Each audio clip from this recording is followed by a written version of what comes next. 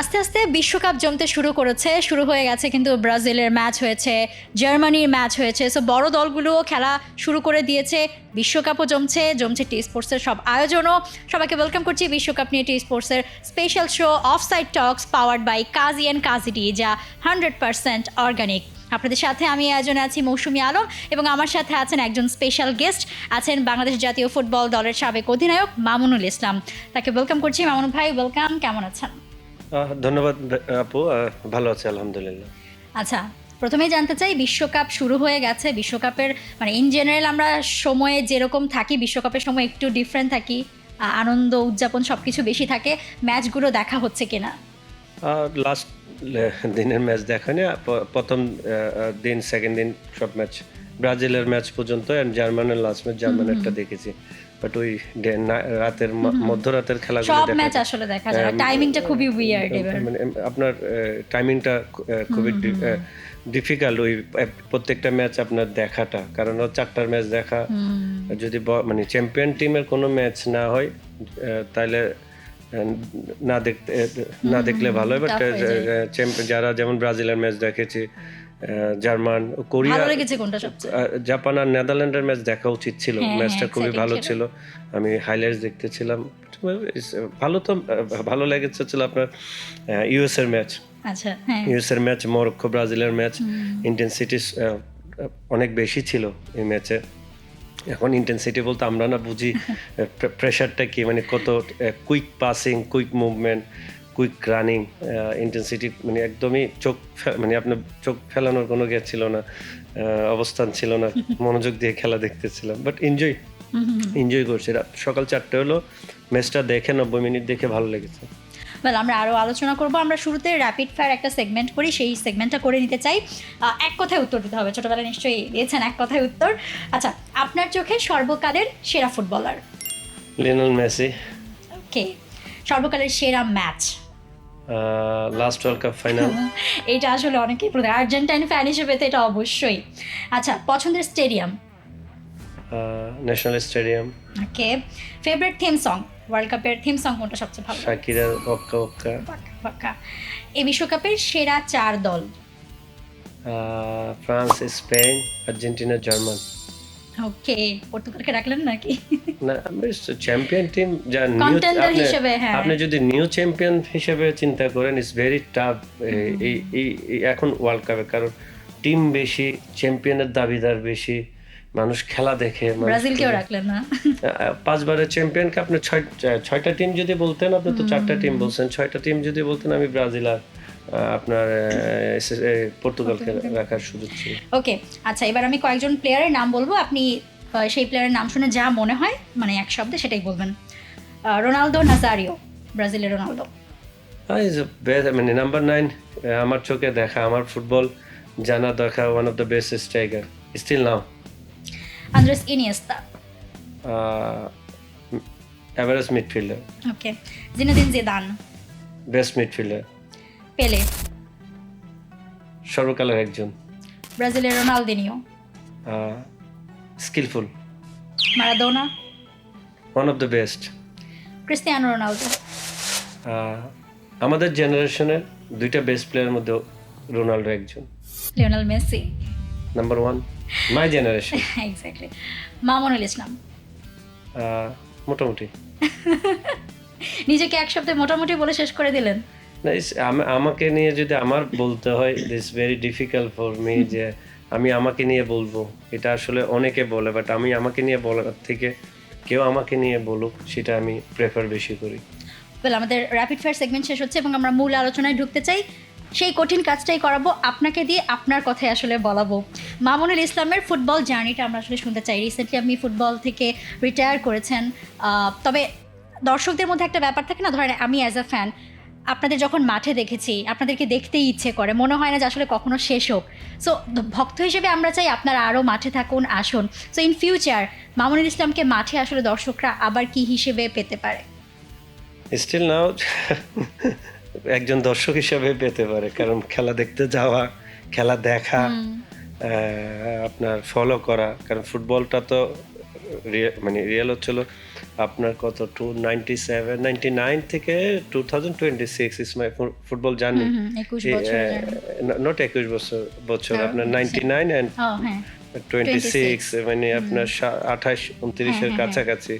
এই 28-29 বছর ফুটবল মানে আমার লাইফের 3 ভাগের 2 ভাগ 2.5 ভাগ আমি স্পোর্টসে কাটিয়ে দিয়েছি। আপনি যদি ডিফারেন্স করেন ওই জায়গাটুকু তো ফুটবল ছাড়া তো থাকা আমাদের জন্য আসলে মৃত্যু। খালি খালি লাগে না যখন ছেড়ে দিয়েছে? না এই তো মৃত্যুর সমান। তারপরে আমি এখনো পর্যন্ত আমার টাচটা মাঠে আছে, কারণ আমি ছেড়েছি।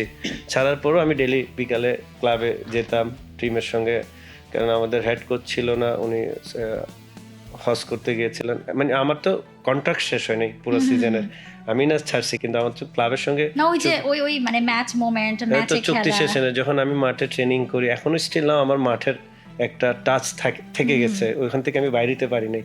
ওই 2 বছর পর 3 বছর পর বোঝা যাবে যে আসলে জিনিস মেন জিনিস হলো ছেড়ে থাকতে পারবো না, কারণ ওইটাই আমাদের অক্সিজেন। সো মানে কোচ মামুনুল ইসলামকে আসলে পাবে কিনা? তা অলমোস্ট লাইসেন্স তো করছে, লাইসেন্স তো ইম্পর্টেন্ট না, ইম্পর্টেন্ট হচ্ছিল শেখা। প্লেয়ার ছোটকাল থেকে শিখছি, কোচিংটাও শেখা, একটা টাইম শিখতে হবে। মানে সব কিছু তো শেখার মধ্যে, ফুটবলও শেখার মধ্যে। আমি শিখছি, কোচিংও শিখবো। দেখি যদি কাজের কোনো অপশন পাই, কেউ যদি সুযোগ করে দেয়, কাজের অপশন যদি আসে, ইনশাল্লাহ কাজ করবো। একটা জিনিস আমি আসলে জানতে চাই, ধরেন যখন আপনি শুরু করেছেন সেই আপনি বলেন 99-এর কথা, মানে 27-28 বছর আগে যখন শুরু করেছিলেন, এবং তখন কি মনে হতো যে যখন আমি শেষ করব এই অ্যাচিভমেন্ট থাকবে, বা আমি এই জায়গায় থাকবো, বা এতটুকু বাংলাদেশকে দেবো, বা বাংলাদেশ ফুটবলটা তখন ওই জায়গায় থাকবে? যখন শেষ করেছেন মানে স্বপ্নটা পূরণ কতটুকু হয়েছে? দেখেন, স্বপ্ন তো মানে আল্লাহর রহমতে বাবা মার দোয়ায় প্রত্যেকটা স্বপ্ন পূরণ হয়েছে। স্বপ্ন পূরণ একটাই হয় নাই, সেটা আমি সবসময় বলছি। আমার স্বপ্নের একটা জায়গায় খালি ছিল, এটা হলো সাফ ফুটবল জয় করা।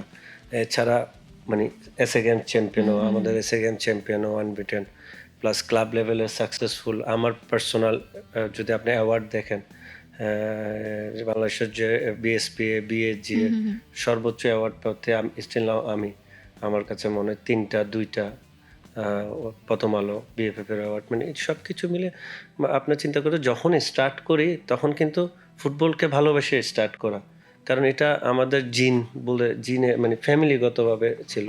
আব্বা অর্গানাইজার ছিলেন, ফুটবল খেলতেন, স্পোর্টসের অর্গানাইজার ছিলেন। তারপর হলো মামারা ফুটবল প্লেয়ার ছিলেন। একজন মামা দ্রুততম মানব ছিলেন সাবকন্টিনেন্টের, 100 মিটার স্প্রিন্টার ছিলেন, লং জাম্প করতেন। পুরোটা স্পোর্টস। সত্যি কথা আমি খুবই লাকি যে আমি যখন স্পোর্টসে আসবো, আমাকে নিজে আমার বাবা মামা মিলে বিকেএসপিতে ভর্তি করিয়েছে, এবং আমার সব ইচ্ছা মানে আমার কাছে চাইতে হয় নাই, আমার কাছে কিছু বলতে হয় না, আমার স্পোর্টসের সব কিটস ওনারা দিত। এবং মানে ফ্যামিলি থেকে যে প্রপার সাপোর্টটা একজন স্পোর্টসের জন্য বেশি ইম্পর্ট্যান্ট, অনেক বেশি ইম্পর্ট্যান্ট, যেটা আমি পেয়েছি। তারপর আমি স্বপ্ন দেখা কখন শুরু করি, যখন আমি আমি তো জিমন্যাস্টিক্সে ভর্তি হয়েছি ফার্স্টে 97-এ। 2 বছর 2.5 বছর জিমন্যাস্টিক্স করার পর ফুটবলে ট্রান্সফার হয়েছে। ফুটবল যখন স্টার্ট করি, আপনি জানেন আমার ব্যাচমেট এমিলি, জাহিদ, আবিদ, পাপ্পেল, রণবীর, এরা সবাই ন্যাশনাল টিমে খেলার মতো অবস্থা, মানে জুনিয়র ন্যাশনাল টিমে ঢুকতেছে। এমিলি 20-তে, এমিলি রণবীর 20, জাহিদ আবিদ 17-এ। তখন নক করতেছিল, আমি তো তখন অনেক পরে লেটে। হ্যাঁ, ওরাও 99-এ ভর্তিছে, সরি আমি 2000-এ ফুটবলে আসছি। তখন আমার স্টার্ট হয়েছে হার্ডওয়ার্ক করা, ফাইট করা, এবং আমার সবচেয়ে বড় স্ট্রেংথটা ছিল আমি আমার ফ্রেন্ডদের কাছ থেকে দেখতে পারছি ওরা কোন জায়গায়, ওখানে আমার যেতে গেলে আমার কি করতে হবে, এটা সবচেয়ে বেশি ইম্পর্টেন্ট। আপনার যখন আপনার পাশের বেস্ট ফ্রেন্ডদের দেখবেন যে সে একটা জায়গায় আছে, আপনার ওখানে যেতে হবে, তাহলে আপনার জন্য হার্ড ওয়ার্ক করাটা ইজি। আপনি কষ্ট করতে আপনার যদি নিচে কেউ থাকে আপনি কিন্তু নিচে নামবেন, উপরে থাকলে আপনি উপরে যাবেন। তখন ওই স্টার্টিংটা ছিল আমার খুবই ইম্পর্টেন্ট। আমি আমাদের বিকেএসপি সব কোচদের সাপোর্ট পেয়েছি, কষ্ট করতাম। আমার ব্যাচমেট, সিনিয়র, জুনিয়র সবাই আমাকে খুব আদর করতো, কারণ অন্য গেম থেকে আসছি তো। পরে 17 একটা সুযোগ হলো, একদিন আমাদের তখন অ্যাসিস্ট্যান্ট কোচ বাবলু স্যার খেলা দেখতে মাঠে আসলো, ট্রেনিং দেখতে পছন্দ হলো, ডাকলো। 17 অলরেডি স্টার্ট, 7 মাস ক্যাম্প শেষ হয়ে গেছে তাদের, আর 3 মাস পর তারা আপনার কোয়ালিফাই খেলতে যাবে জাপানে।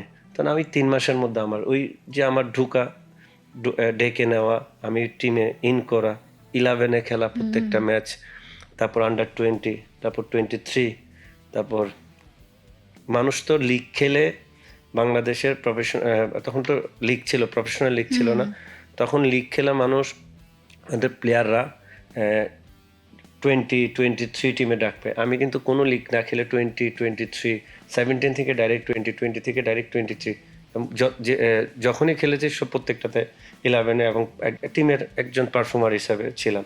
তা আমার জন্য ইজি হয়ে গেছে খেলাটা। তখন ন্যাশনাল টিমে একবার চিন্তা করেছিলাম 2010-এ বা 12-তে সুযোগ করছি যে লিগ খেলা 4-5 বছর পর ন্যাশনাল টিমে খেলবো, ওই চিন্তা করছি।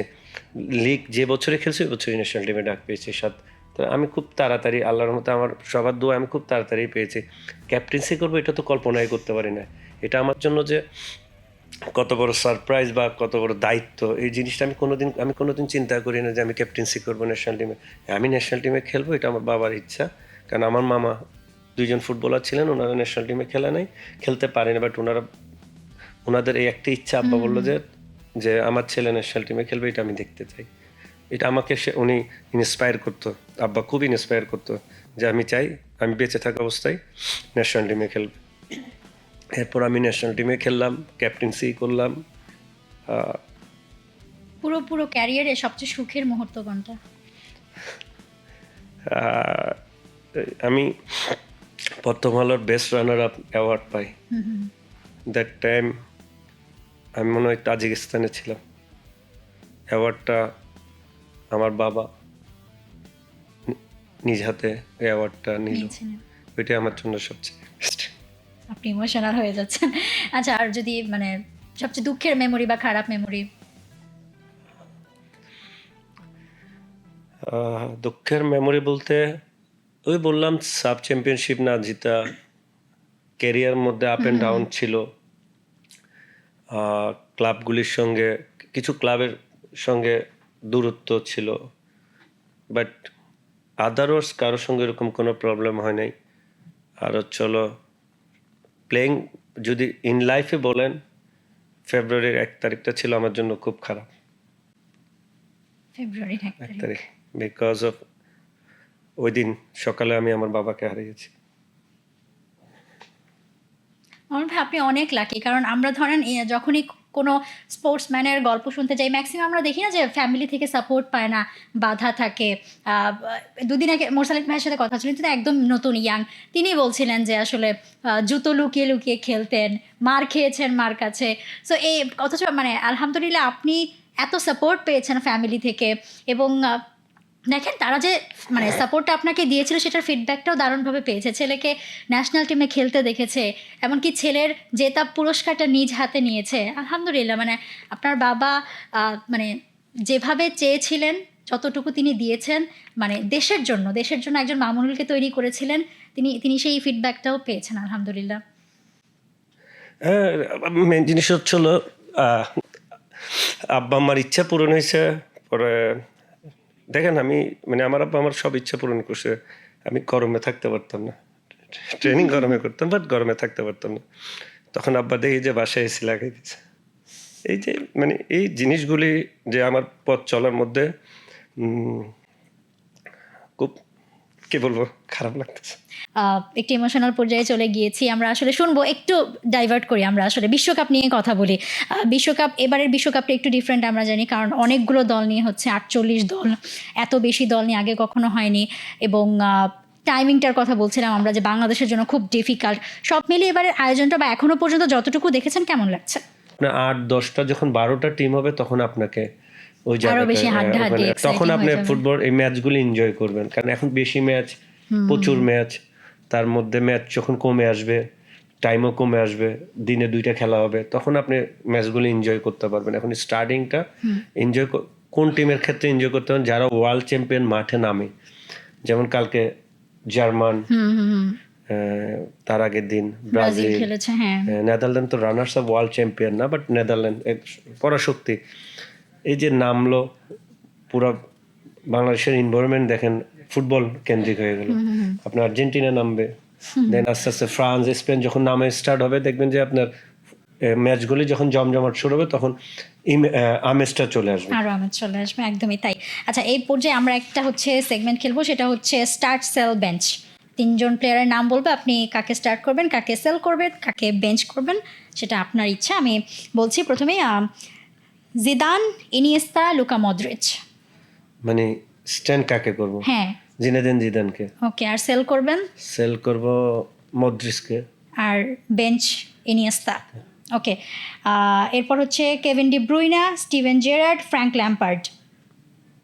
Kevin De Bruyne, Steven Gerrard আর ফ্র্যাঙ্ক ল্যাম্পার্ড। হ্যাঁ, রাখবো স্টিভেন জেরার্ডকে। ওকে। সেল করবেন?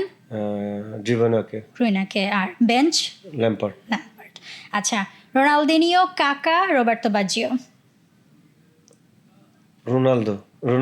রোনালদিনোকে রাখবেন। Kaka bench. সেল। কাকা বেঞ্চ। আচ্ছা, আর বাজিওকে হচ্ছে সেল। সেল। আচ্ছা, এরপর হচ্ছে হামজা, জামাল, মামুনুল। হামজাকে রাখবো, মামুনকে সেল করব, জামালকে বেঞ্চে রাখবো। ওকে, থ্যাংক ইউ সো মাচ এই সেগমেন্টের জন্য মামুন ভাই। আমরা প্রায় শেষের দিকে আছি। আমি জানতে চাই, আসলে ম্যাক্সিমাম ক্ষেত্রে আমি সারা বছর ক্রিকেট কভার করে থাকি, তো একটা প্রশ্ন খুব বেশি পাই, দর্শকরা বলে থাকে যে বাংলাদেশ আগে ক্রিকেট বিশ্বকাপ খেলবে নাকি ফুটবল বিশ্বকাপে আগে কোয়ালিফাই করবে, আপনার কোনটা মনে হয়? আপনি যদি রিয়েল ফ্যাক্টটা শুনতে চান তাহলে আমাদের কোয়ালিফাই করাটা ভেরি ডিফিকাল্ট, কারণ আমাদের এখন অনেক কিছু উন্নতি করার জায়গা আছে। ইনফ্রাস্ট্রাকচারের ব্যাপার আছে। আপনি যদি উন্নতিগুলি করতে না পারেন, আপনার সুযোগটা মানে সুযোগে যে আমরা যাব, এই জিনিসটা বলাটা মুশকিল। আগে উন্নতি করতে হবে, দেন আমি ফার্স্টে এশিয়া কাপে আমাকে কোয়ালিফাই করতে বলেন। আমি যদি এশিয়া কাপ খেলতে পারি, আমি যদি আপনি ধরেন আমি 4 বছর পরে এশিয়া কাপ খেললাম, দেন আমি মাস্ট বি ওয়ার্ল্ড কাপ খেলবো। তখন ওই জিনিসটা, তখন আমাদের উন্নতির দিকটা আসবে। যেমন ওয়ার্ল্ড কাপের আগে যে আমাদের বাংলাদেশের ফুটবলের যে এনভায়রনমেন্ট, ফুটবলের যে আমেজ, মানুষের ফুটবলের যে এত মানুষের ভালোবাসা, ফুটবলকে যে মানুষ ভালোবাসে, সেটা কিন্তু প্রমাণ। এখন সেটাকে কিভাবে আমাদের ফেডারেশন বা আমাদের ম্যানেজমেন্ট কিভাবে কন্টিনিউ করতে পারে, কিভাবে আমাদের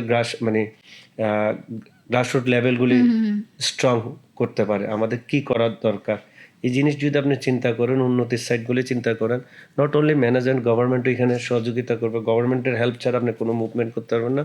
এখানে গভর্নমেন্ট একটা বিগ ফ্যাক্ট। গভর্নমেন্ট যদি চাই আমি ফুটবলকে ওয়ার্ল্ড কাপ খেলাবো বা এশিয়া কাপ খেলাবো, টার্গেট নেই, দেখবেন 5-10 বছরের মধ্যে আমরা এশিয়া কাপ খেলতেছি। অসংখ্য ধন্যবাদ মামুন ভাই আমাদেরকে সময় দেওয়ার জন্য। দর্শক, আপনারা এতক্ষণ এনজয় করলেন offside talks powered by Kazi and Kazi tea. প্রতি পর্বতেই থাকবে নতুন কিছু। পুরো বিশ্বকাপ জুড়ে দেখতে ভুলবেন না টি স্পোর্টসের পর্দায়। থাকুন টি স্পোর্টসের সঙ্গে এবং এনজয় করুন খেলা।